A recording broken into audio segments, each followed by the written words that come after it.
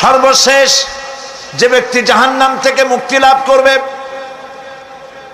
তাকে আল্লাহ পাক বলবেন, ফেরেশতাদেরকে বলবেন, ও আমার ফেরেশতারা, আমার এই বান্দাকে জান্নাত এবং জাহান্নামের মাঝখানে রেখে দাও। জান্নাত এবং জাহান্নামের মাঝখানে লোকটি যখন থাকার জায়গা পাবে, সে জান্নাতের দিকে তাকায়া দেখবে আর কাঁদতে থাকবে। আল্লাহ পাক জিজ্ঞেস করবেন, বান্দারে, যুগের পর যুগ ধরে জাহান্নামে কেঁদেছ, আমি রব্বুল আলামিন জাহান্নাম মাফ করে দিয়া জান্নাত জাহান্নামের মাঝখানে রেখে দিয়েছি, আযাব থেকে তো বেঁচে গেছো, এখন কান্দো কেন? লোকটি বলবে, রব্বুল আলামিন কান্দি এই কারণে, জাহান্নাম থেকে মাফ করেছো, তোমার শুকরিয়া আদায় করি। জান্নাত তো আমার কপালে নাই, কিসমতে নাই, কিন্তু জান্নাত আমি এখান থেকে দেখতে পাচ্ছি, জান্নাতের সুঘ্রাণ আমার নাকে আসতেছে, কপালে নাই যাওয়ার। আমি কাঁদি এই জন্য, তুমি যদি মেহেরবানি করে আমাকে জান্নাতের দরজার কাছে একটু দাঁড় করায় দিতা, প্রাণ ভরে তোমার জান্নাতের দৃশ্যটা একটু দেখতাম। আল্লাহ পাক তার আরজি পূরণ করবেন, বলবেন যাও, ফেরেশতাদের বলবেন এর জান্নাতের দরজার কাছে দাঁড় করায় দাও। জান্নাতের দরজার কাছে দাঁড়িয়ে লোকটি আবার কান্না শুরু করবে। আল্লাহ পাক প্রশ্ন করবেন, এবার কান্দো কেন? লোকটি বলবে, রব্বুল আলামিন কান্দি এই কারণে, জান্নাতের এই দরজায় দাঁড়ায়া জান্নাতের অফুরন্ত নেয়ামত কিছুই ভালো করে দেখা যায় না, শুধু অল্প জায়গা দেখি। যদি তুমি আমারে দয়া করে জান্নাতের মাঝখানে দাঁড় করায় দিতা, চতুর্দিকে তাকায়া তাকায়া দেখা কলিজারে ঠান্ডা বানাইতাম। তবে আমি ওয়াদা করি, জান্নাতের কোনো নাজ নেয়ামত, কোনো ফল আমি খাবো না, ধরবো না, সইব না। একটুখানি মেহেরবানি করে মাঝখানে দাঁড় করাইয়া দাও, জান্নারে ঠান্ডা করি। আল্লাহ রব্বুল আলামিন ফেরেশতাদের বলবেন, আমার এই বান্দারে জান্নাতের মাঝখানে দাঁড় করাইয়া দে। আল্লাহর নবী বলেন, জান্নাতের মাঝখানে দাঁড়িয়ে লোকটি আগের চাইতে আরো জোরে চিৎকার মেরে কাঁদতে থাকবে। আল্লাহ পাক বলবেন, বান্দারে কি হলো তোর? দরজার কাছে আসতে চাইছিলে, আইনা দিলাম। আবার এবার মাঝখানে আসতে চাইছো, তাও এনে দিয়েছি, আবার কান্দো কেন? লোকটি বলবে, রব্বুল আলামিন এবার কান্দি এই জন্যে, তুমি যখন দয়া করে একটিবার জান্নাতের মাঝখানে এনে আমাকে দাঁড় করায় দিয়েছো, তুমি রহমান রহিম গফুরুর রহিম, এই জান্নাত থেকে আবার আর বাইর করে দিও না। আল্লাহ রাব্বুল আলামিন বলবেন, ও আমার বান্দারে, আমার এই জান্নাত তোর খুব পছন্দ হয়েছে নাকি? লোকটি বলবে, রব্বুল আলামিন কলিজা ঠান্ডা হয়ে গেছে, ভাবতেও পারি না এই জান্নাত এত সুন্দর। আল্লাহ পাক বলবেন, বান্দারে এরকম একটি নয়, দুইটা নয়, তোর জন্য আমি 10টা জান্নাতে এরকম রিজার্ভ করে রাখছি। সুবহানাল্লাহ। আল্লাহ পাককে ভয় করে পৃথিবীর সমস্ত পাপ থেকে যারা নিজেকে রক্ষা করবে, আল্লাহ তাদের জন্য এই জান্নাত রেখে দিয়েছেন। সুবহানাল্লাহ। সেই জান্নাতের রিসিপশন আপনারা আন্দাজ করতে পারবেন না, রিসিপশন কারে কয়। কি এর প্রধানমন্ত্রী আর প্রেসিডেন্ট, 4-5টা পুলিশ আর আর্মি এসে একটা ফট করে সেলুট মারলো, বাস শেষ হয়ে গেল, এরকম না। জান্নাতীদেরকে রিসিপশন দেওয়া হবে। জান্নাতীরা যখন আল্লাহর হুকুমে জান্নাতের দিকে যেতে লাগবে, আর যখন জান্নাতের কাছে চলে যাবে, আল্লাহ রাব্বুল আলামিন শোনায় দিচ্ছেন, হাত্তা ইযা জাউহা ফুতিহাত আবওয়াবুহা ওয়া ক্বালা লাহুম খাজানাতুহা সালামুন আলাইকুম তিবতুম ফাদখুলুহা খালিদিন। সুবহানাল্লাহ। জান্নাতীরা যখন জান্নাতে প্রবেশ করার দরজার মুখোমুখি হবে, দ্বার রক্ষীগণ তখন বলবে, সালামুন আলাইকুম, আল্লাহর শান্তি তোমাদের উপরে বর্ষিত হোক। সুবহানাল্লাহ। দুনিয়ার টাটকা টাটকা সুখগুলি 2 পা দিয়ে ঠেলে দিয়েছো, টাটকা সুখগুলি গ্রহণ করো নাই, হারাম খাও নাই, আল্লাহর দ্বীন কায়েমের জন্য রক্ত দিয়েছো, জীবন দিয়েছো, কষ্ট করেছো, আল্লাহকে ভয় করেছো, আমাদের সালাম গ্রহণ করো, জান্নাতের মধ্যে ঢুকে যাও চিরকালের জন্য। সুবহানাল্লাহ। আর বাইর হওয়া লাগবে না, চিরকাল এই জান্নাতের মধ্যে তোমরা বসবাস করতে পারবে, আল্লাহ রাব্বুল আলামিনের ফেরেশতারা বলে দিবেন। জান্নাতের মধ্যে আল্লাহ পাক হুরদের সঙ্গে জান্নাতীদের বিয়ের ব্যবস্থা করে দিবেন। কোরআনে কারিমে আল্লাহ পাক বলেন, মুত্তাকিইনা আলা সুরুরিম মাসফুফাতিন ওয়া যাওয়াজনাহুম বিহুরিন ঈন। সামনাসামনি ভাবে সাজানো সারি সারি আসন সমূহের উপর তারা ঠেস লাগায় বসে থাকবে, আর আল্লাহ রাব্বুল আলামিন হুরদের সাথে জান্নাতীদের বিয়ের ব্যবস্থা করে দিবেন। যেসব হুরের সঙ্গে বিয়ে হবে তাদের আল্লাহ পাক বিবরণ দিচ্ছেন কি রকম হবে তারা। লাম ইয়াতমিসহুন্না ইনসুন ওয়ালা জান। এর পূর্বে জিন এবং ইনসান এদেরকে কেউ স্পর্শ করে নাই। কি রকম তারা?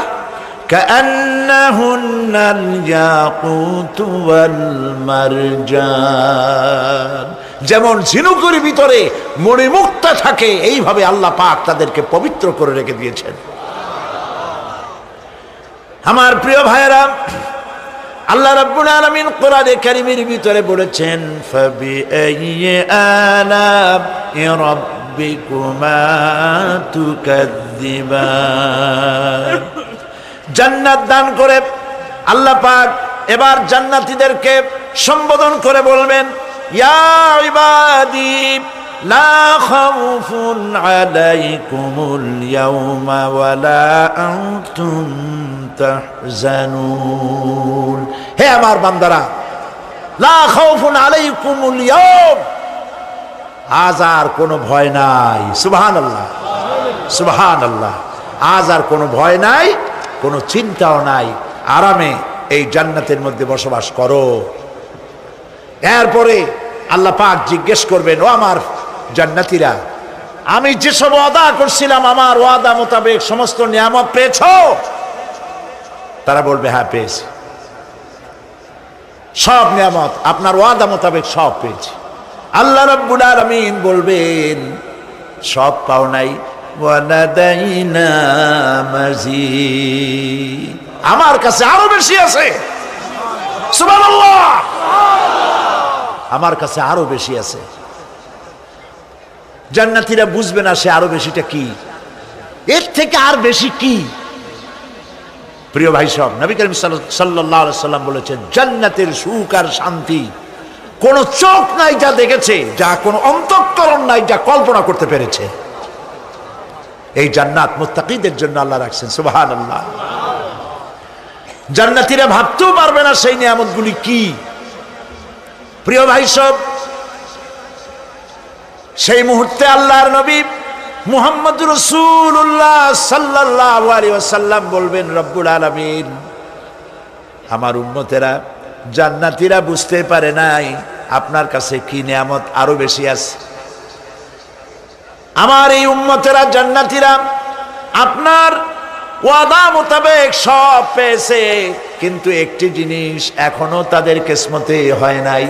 সেই জিনিসটা হলো, যারা তার রবকে না দেখে শুধু কোরআন আর হাদিসের কথা শুনে আরবের ঘুম হারাম করে তাহাজ্জুদের নামাজ আদায় করেছিল, চোখের পানি ফেলেছিল, যারা জান্নাত দেখে নাই, জাহান্নাম দেখে নাই, আপনাকে ভয় করে যারা জীবন পরিচালনা করেছিল, যারা আপনাকে দেখে নাই, না দেখে শুধু কোরআন হাদিস বিশ্বাস করে যারা অকাতরে নিজেদের জীবন বিলায় দিয়েছিল, এই জান্নাতীরা এখন পর্যন্ত তার রবকে দেখতে পারে নাই। আল্লাহ রাব্বুল আলামিন তার সামনে থেকে ৭০,০০০ পর্দা সরে যাবে। আল্লাহ পাক বান্দাদের আরজি পুরা করার জন্য জান্নাতীদের সামনে তিনি জালোয়া ফরোজ হবে। কোরআন শরীফের ভিতরে আল্লাহ পাক বলেন, জান্নাতীরা তারা আল্লাহর দিকে, জান্নাতীরা তার রবের দিকে তাকিয়ে থাকবে, আর রব তার বান্দাদের দিকে তাকায়া থাকবে। প্রাণ ভরে জান্নাতীরা রবকে দেখবে। সুবহানাল্লাহ। আল্লাহ পাককে দেখবে। প্রাণ খুলে আজ দোয়া করি রব্বুল আলামিন, জান্নাতের যেই পরিবেশে যেই জায়গায় তুমি দয়া করে তোমার গোলামদেরকে তুমি নিজেই দর্শন দিবে, দেখা দিবে। মনিব গো, ও আমাদের রব, আজ এই বিশাল জনসমুদ্র নিয়ে তোমার দরবারে আবেগ ভরা কণ্ঠে বলি, যেই অনুষ্ঠানটি তুমি এমন মুবারক অনুষ্ঠান করবে যেখানে তুমি জান্নাতীদেরকে দেখা দিবে, ওই জান্নাতের কোনো একটি, ওই অনুষ্ঠানের কোনো একটি কোনায় কানায় আমাদেরকেও দাঁড় করাইয়া দেখার তৌফিক। প্রিয় ভাই সব, আল্লাহ রাব্বুল আলামিন মানুষের সামনে এত সব নিয়ামত রেখেছেন, এই জান্নাত দান করবেন। এরপরে আল্লাহ রাব্বুল আলামিন কোরআনে কারীমের মধ্যে বলেছেন, রব্বিস সামাওয়াতি ওয়াল আরদি ওয়া মা বাইনাহুমার রাহমানি লা ইয়ামলিকুনা মিনহু খিতাবা।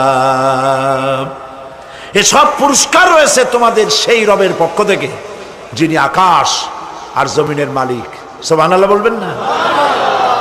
যার সামনে কথা বলার ক্ষমতা কারো হবে না। এটি একটি মারাত্মক কথা। কিয়ামতের দিন আল্লাহর দরবারে কেউ কথা বলতে পারবে না আল্লাহর নির্দেশ ছাড়া। একটি আকীদা পরিষ্কার করে নিয়ে যান আপনাদের, সে আকীদাটা এভাবে পরিষ্কার করুন, কোন পীর সাহেব, কোন খাজা বাবা, কোন মাওলানা, কোন মুহাদ্দিস, কোন বুজুর্গ আপনাকে সুপারিশ করতে পারবে না যদি না আল্লাহ পাক তাকে কথা বলার তৌফিক না দেন। মনে থাকবে এটা।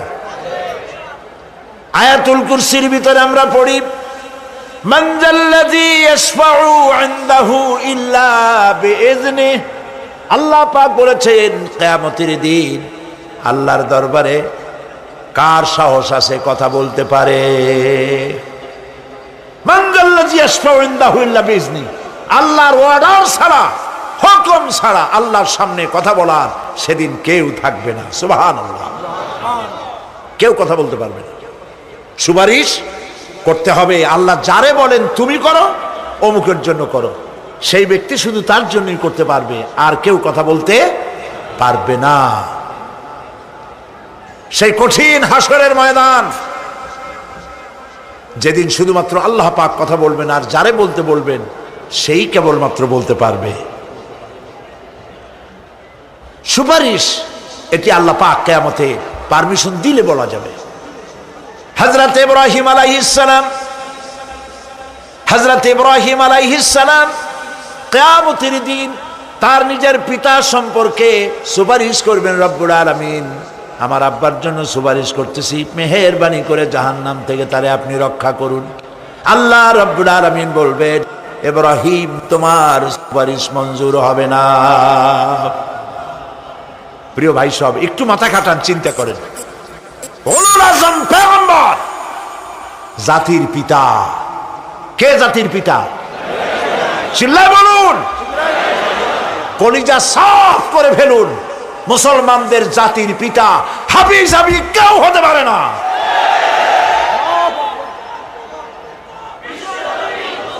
মিল্লাতা আবিকুম ইব্রাহিম। ইব্রাহিম আলাইহিস সালাম এই মিল্লাতের পিতা। সুবহানাল্লাহ। হযরত ইব্রাহিম আলাইহিস সালাম কিয়ামতের দিন বলবেন, আল্লাহ আমার আব্বার জন্য সুপারিশ করছি। আল্লাহ পাক বলবেন মঞ্জুর হবে না। আজর তোমার পিতা হতে পারে, কিন্তু আমার খলিলকে আগুনে ফেলার জন্য নমরুদকে সে সহযোগিতা করেছে, আমি তোমার পিতাকে ক্ষমা করব না। নবী করিম সাল্লাল্লাহু আলাইহি সাল্লামকে সাহাবায়ে কেরাম জিজ্ঞেস করেছেন, হে রাসূল আপনার আব্বা এবং আম্মার অবস্থা কি হবে? নবী করিম সাল্লাল্লাহু আলাইহি সাল্লাম কেঁদে ফেলেছেন, সব বলেছেন আমি তাদের কোনো উপকারে আসব না। আল্লাহু আকবার। আপনি মনে করছেন নাকি যে ইয়া নবী সালাম আলাইকা বলি অমনি নবীর সুপারিশ পাবেন? এত সহজ। কতগুলো রসগোল্লা খাইলেন আর বড় একটা মিছিল করলেন আর অমনি চলে যাবেন? পৃথিবীর সব মানুষ, সাহাবায়ে কেরাম বাদ দেন, পৃথিবীর সমস্ত মানুষ একত্রিত হয়ে আবু তালেব রাসূলুল্লাহকে যে ভালোবেসেছেন, ওর 1000 ভাগের 1 ভাগও সারা দুনিয়ার মানুষ রাসূলুল্লাহকেই ভালোবাসতে পারবে? পারবে? নিজের ছেলে আলীকে, আলী রাদিয়াল্লাহু তাআলা আনহুকে আলাদায় বিছানায় শোয়াইয়া, ছোট্ট মানুষ হযরত আলী আলাদা জায়গায় রাখিয়া মুহাম্মদুর রাসূলুল্লাহ সাল্লাল্লাহু আলাইহি ওয়াসাল্লাম এতিম মানুষ, তারে কলিজার সাথে বুকের মধ্যে আশ্রয় করে দিয়ে আগলে রেখেছেন বুক ভরে।